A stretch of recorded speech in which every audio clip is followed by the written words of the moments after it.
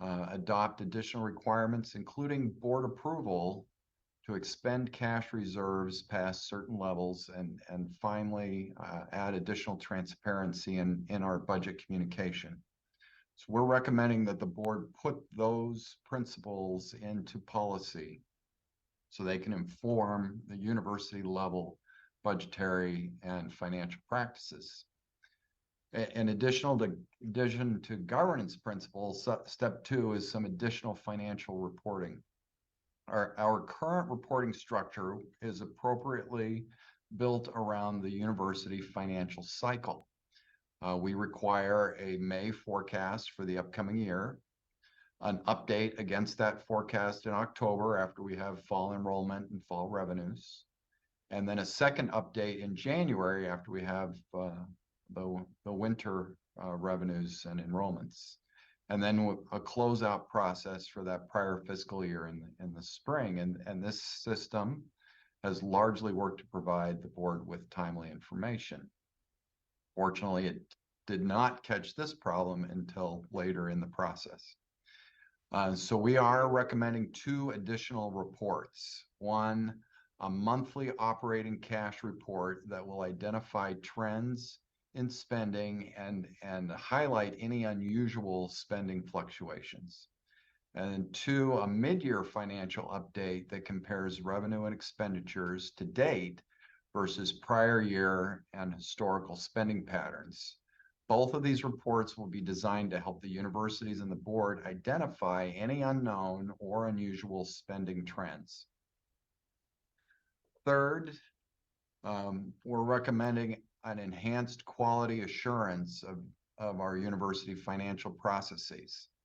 We can ask for all the reporting in the world, but unless we have some assurance that that reporting is coming out of a system that is sound, we don't know if those reports are any good. So we are recommending 2 steps. One, a peer review process that includes a visiting review team made up of members from the other 2 universities and the board office. This team will go into the assessed university and will assess the quality of the university's financial structure and their processes.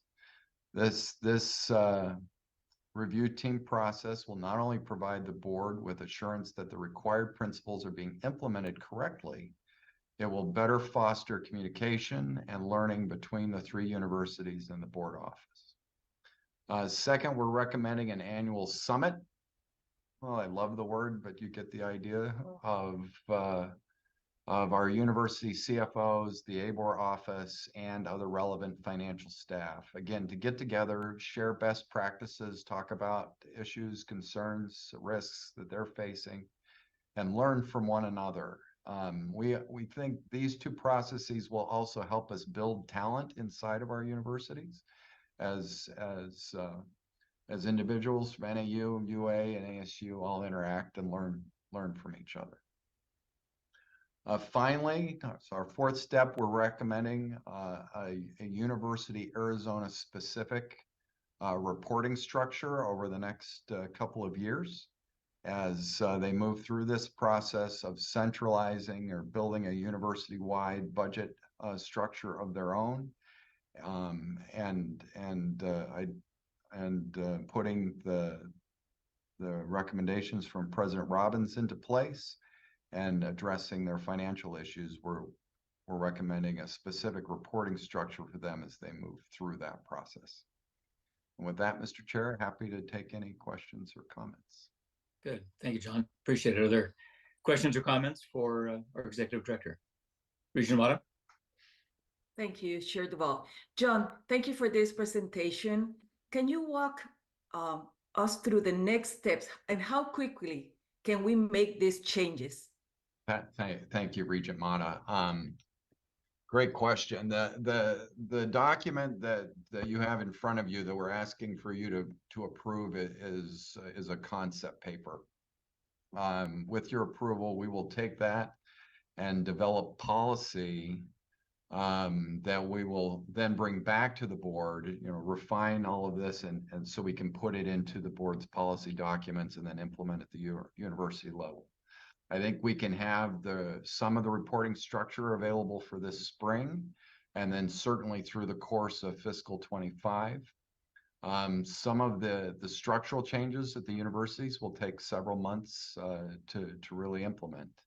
In terms of peer reviews and stuff, I think we can get that done.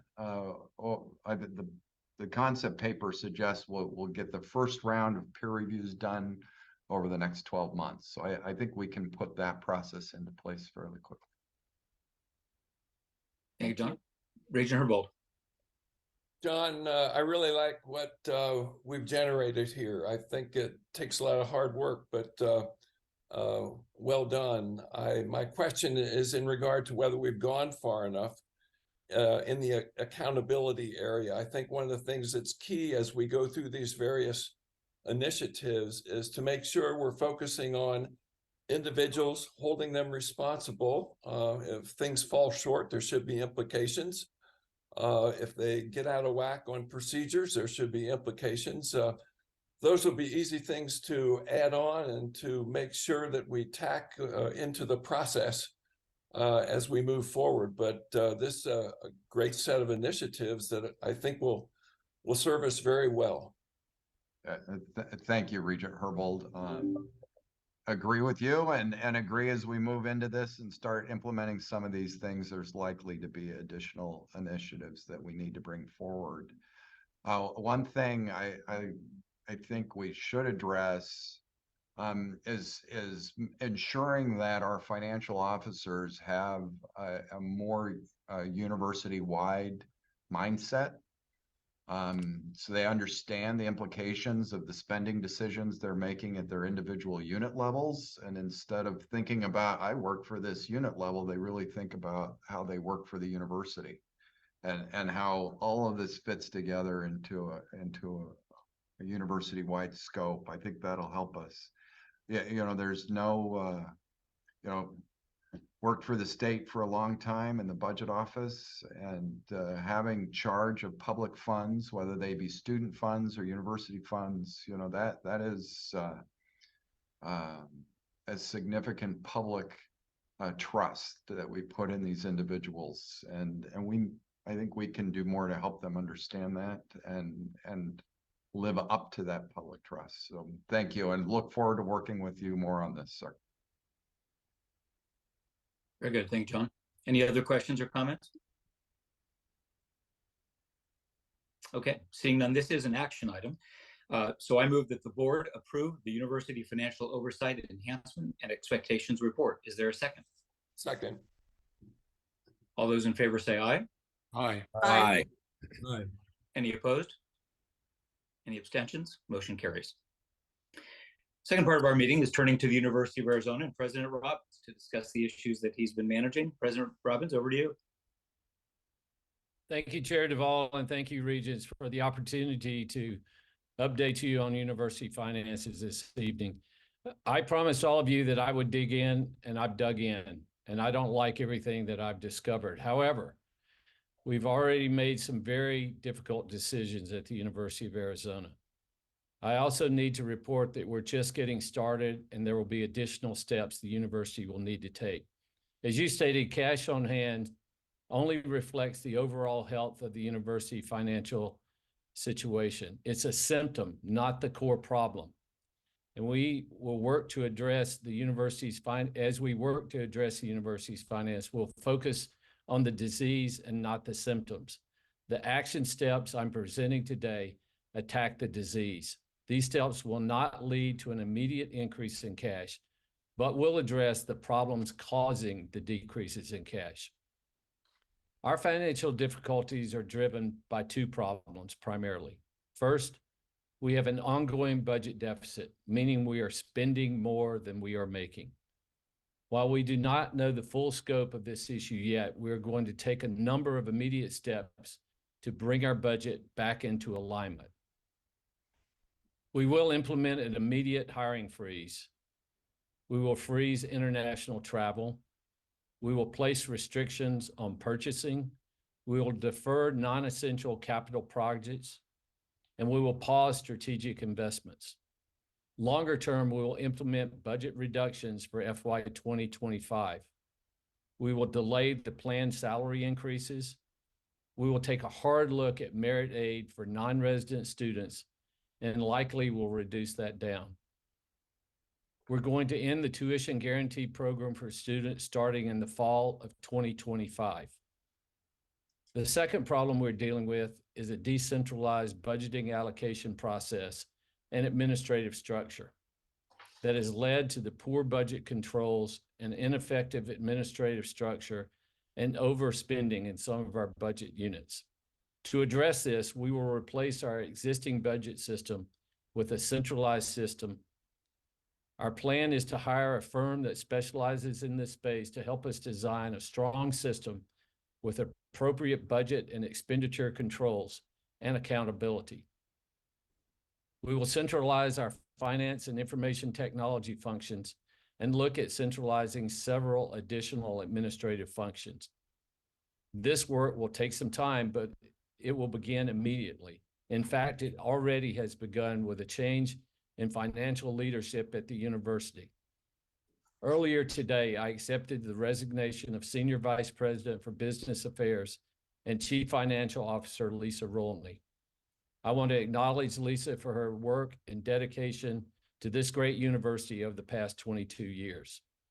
Moving forward, I have asked Regent Duvall, and he has graciously agreed to let us use the expertise of ABOR Executive Director John Arnold for the next few months as the University of Arizona's Interim Chief Financial Officer and Senior Vice President for Business Affairs. John has an exceptional background in disciplined financial management and education. He's a proven track record of leadership for both the Arizona Board of Regents and for the state of Arizona.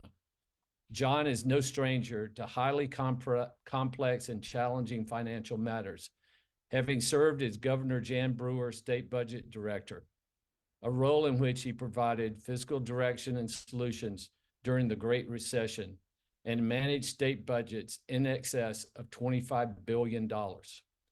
Perhaps more importantly, I've had the pleasure of serving with John in higher education since I was named the president of the University of Arizona. And I admire deeply his integrity, leadership, and effectiveness. I know it's no big ask of all of you, and I'm truly grateful to the entire board and to John personally for considering and approving this request. Now to settle some concerns and rumors that have been circulated in public discussions, I want to talk about what we are not doing. We will not reduce need-based aid for Arizona students. I cannot state this strongly enough. We support the Promise program, and we will continue to provide that support.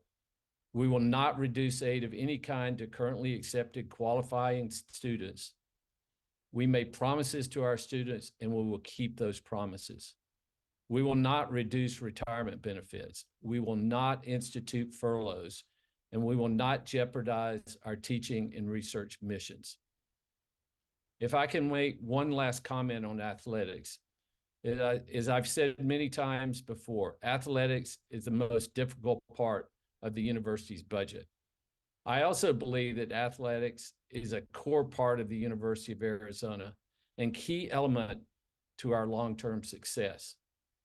I have had many great meetings with the athletics department, and we are committed to putting together a multi-year plan in place to bring their budget into balance. This will include a review of ticket pricing, opportunities to maximize media rights and philanthropy, and consolidating administrative functions within the university. With that, Chairman Duvall, I'm happy to take any questions or comments. Thank you, President Robbins. If I can, let me just begin with a comment. The board very much appreciates that the enormous work that you and your team have had to put into this report and this matter urgently, and you have done that, and we appreciate the extent of the work, and want to make a particular note, appreciate the degree of consultation that you've engaged with so many of your partners in the shared governance space, the faculty senate, SPEBAC, Gary Rhodes' committee, and the other parts of the university that have all offered their help and their suggestions, and I think the consultation is serving you well. We recognize that this problem didn't develop overnight. It won't be solved overnight. The remedies that you're proposing seem designed to really right the ship, but without doing harm to the core mission of the university. They're meaningful, scaled, but appropriately aggressive. And we appreciate that. And I want to double down on something you said. As important as the many steps that you are taking are these steps that you are not taking. So they bear repeating. We will not cut financial aid to Arizona students. We will not change aid or tuition pricing for existing students. We will not touch retirement or benefit commitments. And we will not have systemic furloughs. I think those are important principles. They are core to the plan. They have our support. We cannot lose sight of our principal responsibility to improve on the opportunities for and the success of our Arizona students. So these are important red lines. Mr. President, I must say, I find this to really be sort of a split screen moment. The financial issue is so significant. The institution has erred over many years and over many presidents to properly manage its books. But I know you share this, that regardless of how we got here, together we are going to fix it. But I say split screen because there's so much good going on at the University of Arizona. Record research, record enrollment, record philanthropy, and we want to retain as much momentum as possible towards your strategic plan. So I guess my question is, as you move deeper into these budget corrections, can you share with us your thoughts and plans as to how we do that, what guides your thinking, and how we stay on track with the strategic mission that we are so invested in as we go through these difficult transitions? Yeah, thank you, Chair Duvall. I very much appreciate your guidance and the opportunity to address the financial issues we've identified. I guess I would say prior to adopting the strategic plan, we had intentionally built up cash reserves to invest in strategic initiatives, particularly advancing students and research. And we've achieved record results in both of those areas. However, we did not maintain the balance nor properly track and match actual costs with actual revenues. I regret that investments in the strategic plan have gotten so associated with the university's larger financial issues because I firmly believe in the principles we've put in place. These initiatives have greatly advanced the lives of students and their success, as well as our research mission. As we right-size spending, we're going to have to look at what has worked, what is really moving the university forward, and what has not worked. Things that are not working will have to be abandoned. One example of what is working is the amazing progress in retaining our students. This is an example that I certainly do not want us to see go backwards in that progress. Thank you. Thank you. Questions or comments from Regents? Regent Herbold? Yeah, I want to comment on the overall tone here. I think is fabulous. Our goal is to tackle the bloat and the overspending, and I think that this will do a great job in enabling us to match things better to our goals, our strategic initiatives, as you just mentioned. Once we get the systems under control and the spending under control, that matching can happen a heck of a lot more easily. So I think that this needs to be supplemented with what we mentioned earlier in regard to accountability to make sure these things happen. But these are very encouraging steps. Well, Regent Herbold, I agree with you completely. We've got to get a handle on this situation, and we're going to attack that on two fronts. First, we're going to reduce the administrative duplication inside the university by centralizing a number of the administrative functions. Centralizing those functions will also bring us additional insight into control over the budget within units. Secondly, I'm working with our staff on how we can bring more accountability to university leaders. And I have some ideas in mind that we're working on to do just that. Thank you, President Robbins. Other comments or questions? Regent Bentley? Thanks very much, Chair DeVol. And thank you, President Robbins, for your presentation today. In our last meeting, I commented that you were going to face some very difficult decisions. Like Regent Herbold, I'm very encouraged by what you've said here tonight, what you've reported. It is apparent that you're taking action and making the essential decisions, the immediate changes that must be made. You understand at this point the wonderful history and the roles of the University of Arizona.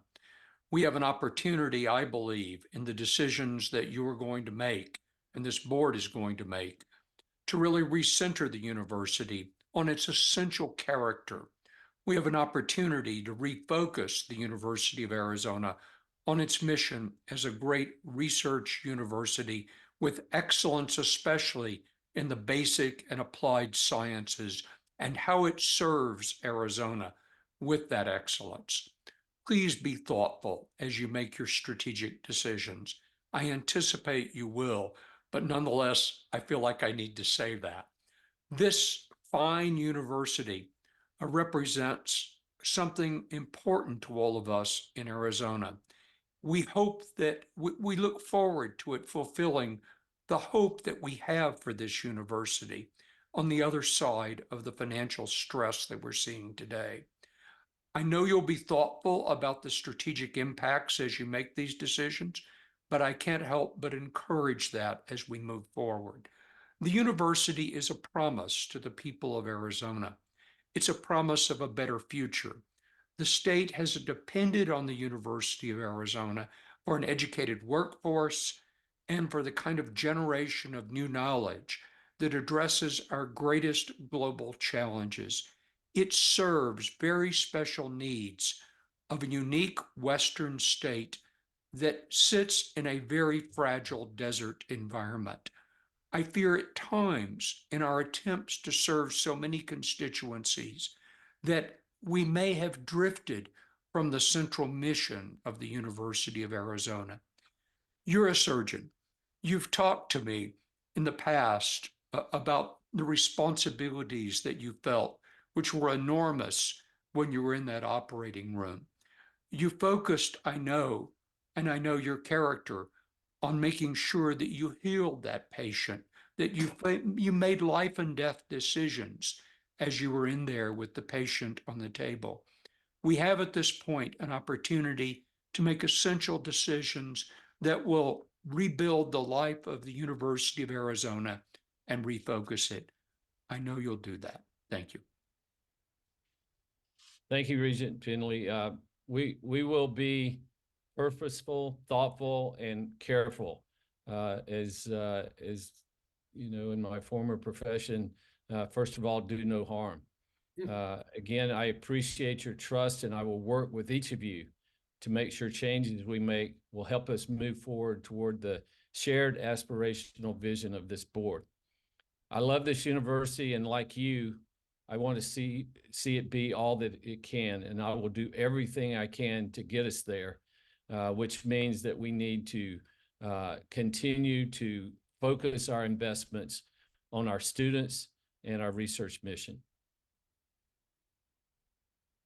Thank you, President Robbins. Any other comments or questions from members of the board? All right, this is not an action item, it is a report, and appreciate getting it. I do want to close this meeting with just a few final points. We've all made mistakes that have brought us to this point. That includes the board, the president, the central budget offices, and the many decentralized budget offices around the university. We've all allowed it to happen, and we must all now fix it. We're a public university. We serve the public, and we owe the public both.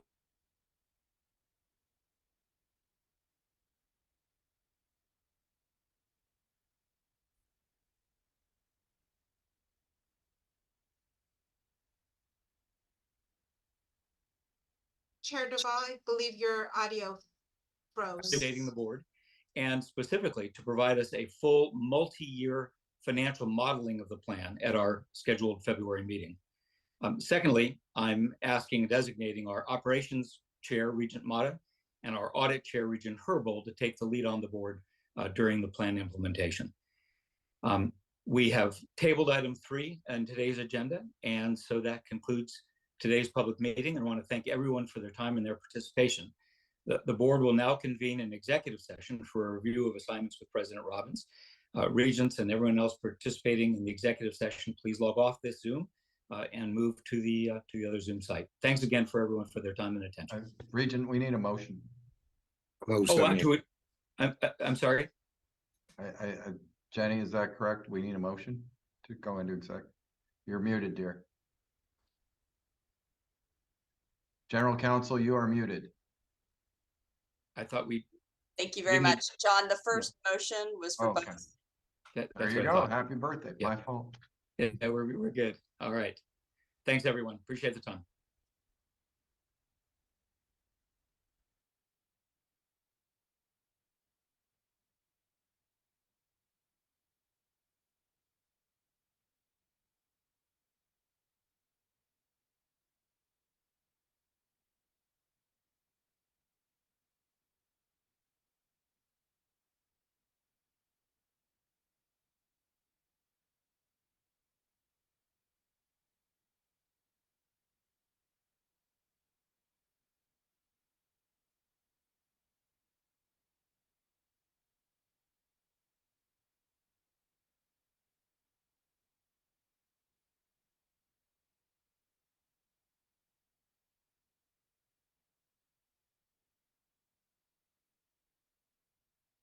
You have a minute for a quick call, Durham. What was the purpose of this call, Mr. Durham? Were you discussing the impeachment inquiry? I never had any conversation with Attorney General Barr about the impeachment inquiry. Mr. Durham, this is an awful lot of direct interactions with the Attorney General for imposed, supposedly independent counsel prosecutor.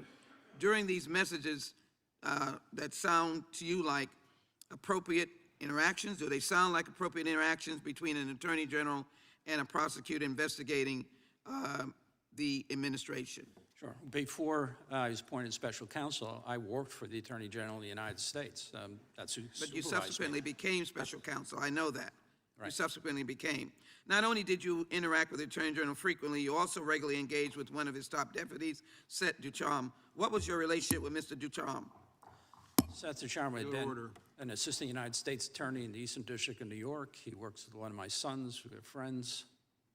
And he, at the time, was working in the Office of the Attorney General. It seems that rather than having Time an of the gentlelady has independent expired. investigation, Time there of was the a lot of interaction between the Time of Attorney the General and the gentlelady special has prosecutor, expired. Well, I've which been shows that generous with the time the and will Attorney continue to General do so, was but actively directing your work. I yield back. the gentlelady yields back. I think this is amazing, Mr. Durham. You had 8 text messages with the Attorney General of the United States in 11 months time period. That's amazing. I can't believe that. Mr. Chairman, parliamentary inquiry. The, Whose time is that you were speaking on? that was that time that was yielded to me earlier that I yielded back, I think. That's a select. Mr. Chairman, that is absolutely inappropriate. I was just pointing out something that I think is so Mr. Chairman, that is ridiculous. not appropriate. And we will go to Mr. Klein for 5 minutes. The gentleman from from Virginia, excuse me, is recognized. Thank you. Mr. Durham, your report is not just sobering, as you stated, it's outrageous and deeply troubling. Can you confirm these several main points that it found? The FBI did not have an adequate basis on which to launch Crossfire Hurricane, correct? That's correct. The FBI failed to examine all available exculpatory evidence, correct? Correct. FBI leadership continued the investigation even when case agents were unable to verify the evidence, correct? That's correct. The FBI did not interview key witnesses in Crossfire Hurricane, correct? Correct. And individuals within the FBI abused their authority under the Foreign Intelligence Surveillance Act, correct? Correct. The FBI immediately opened Crossfire Hurricane as a full counterintelligence investigation. What other options could the FBI have taken rather than immediately opening such an investigation? Attorney General Edward Levy essentially created the guidelines in this area, these 3 divisions of assessments, preliminary, and then full, although they were different names at the time. That has evolved over time and become more particular. In this instance, the information that they had received from Papadopoulos about a suggestion of a suggestion, and not anything about emails, but just a suggestion of a suggestion, was sufficient and it would have required the FBI to take a look at, well, what is this about? You open it as an assessment, and then you would analytically go try to collect intelligence that either supports or refutes or explains that information. That's the whole purpose of it. You assess